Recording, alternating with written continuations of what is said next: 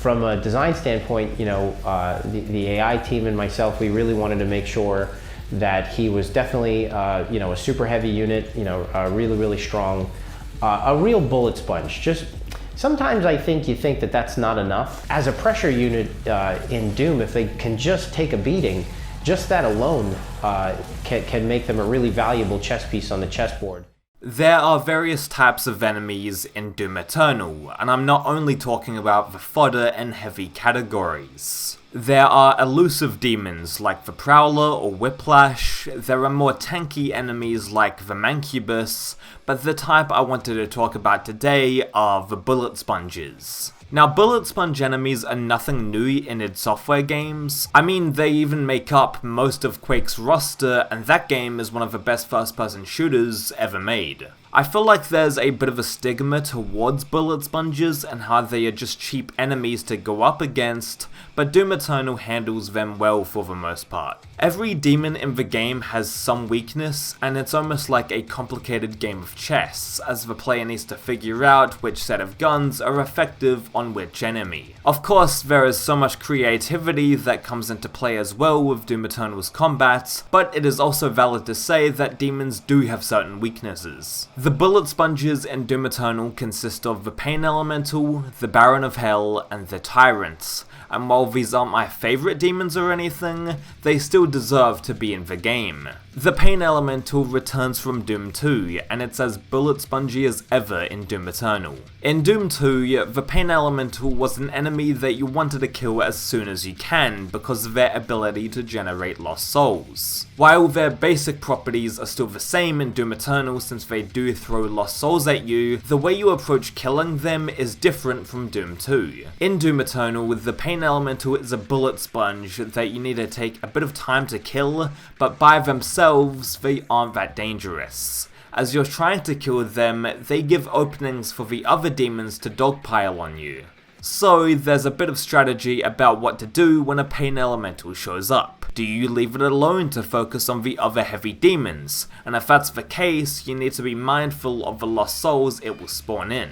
The cogs in your brain start to turn differently depending on which enemy is on the battlefield, and Doom Eternal really makes sure that it's engaging the player. According to an interview with Hugo Martin, the Pain Elemental design is based on a bitter old man, and I love this. I appreciate how they can now give these demons so much personality with only visuals. Like I said before, the Pain Elemental isn't a threat by itself, but it gives you troubles when other demons are in play that are much more mobile and aggressive. However, the Pain Elemental can also be the one to save a player's life, since you can use them as the perfect grapple point to get out of the way of enemy fire. I'm happy with Doom Eternal altering enemies' roles from the original Doom games, if they provide something of substance to replace it, and the Pain Elemental changes are solid. I mean, the Revenant never had a jetpack in the original games, and I'm so glad he does in Doom 2016 and Doom Eternal.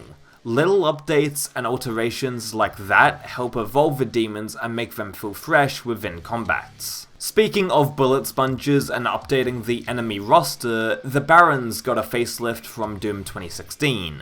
Instead of being a pretty accurate recreation of the original Baron design, Doom Eternal updated his look by making him all fiery. I'm all for updating designs and veering away from the classic sprites a bit, but I personally think that this was an unnecessary change. I thought the Doom 2016 model was perfectly fine and he looked very threatening already. I just think adding flames around him dampens his design and makes him a little generic.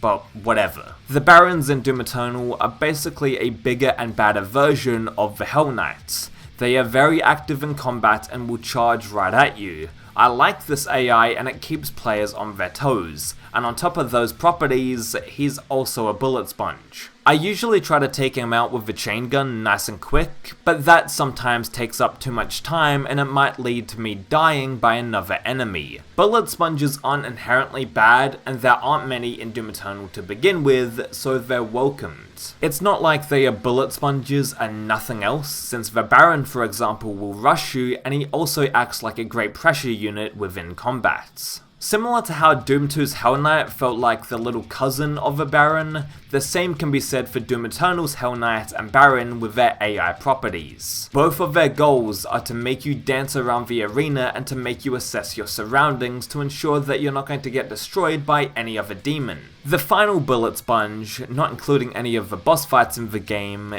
is the Tyrants. I don't know why they didn't just call him the Cyber Demon, but it doesn't bother me at the same time. The Tyrant is basically the Cyber Demon recreated in Doom Eternal, and he takes a lot of hits to take him down. If you have the rocket launcher lock-on mod enabled, then I would use that on the Tyrant first and foremost. What's interesting is that his attacks are telegraphed so much before he actually fires his rockets that it becomes a bit too easy to dance out of the way. The Tyrant is a super heavy demon, and I should be nervous when going up against him, but there is too much time apart between him preparing his attack and him actually firing. When he does charge up his attack, there are highlighted spots on the ground, so it's a little too easy to get out of the way. But again, whatever. I just hoped for more diverse attacks with the Tyrant, and he seems like kind of a pushover.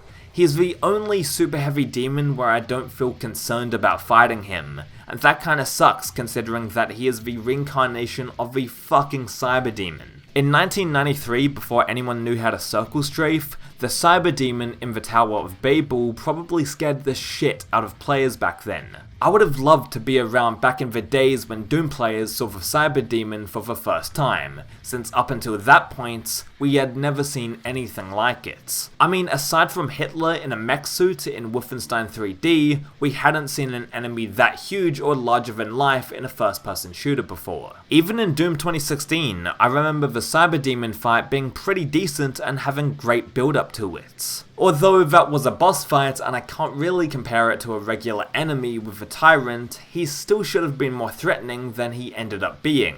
I'm not annoyed that he's a bullet sponge by the way, it's just I think he should have put more fear into players when he's around the arena. In fact, the point of this video is to say that bullet sponge enemies are not bad in Doom Eternal, as long as they have something to engage you with or to teach you. Like I pointed out before, Quake's enemy roster was littered with nothing but bullet sponges, and that was an excellent game. That decision was made because of the hardware limitations at the time and how id Software couldn't just put 100 monsters in a level like they could with Doom. By the time Quake was released, Plutonia had like 200 monsters in the super secret level, but they couldn't obviously do that with Quake due to it being fully 3D and everything. To wrap up here, bullet sponges are good, and while they can be a pain in the arse sometimes, that's kind of the point. I wouldn't change the Baron or the Pain Elemental in Doom Eternal, and I would just give the Tyrant more ways to attack the player to increase their threat level on the battlefield. Thanks for watching.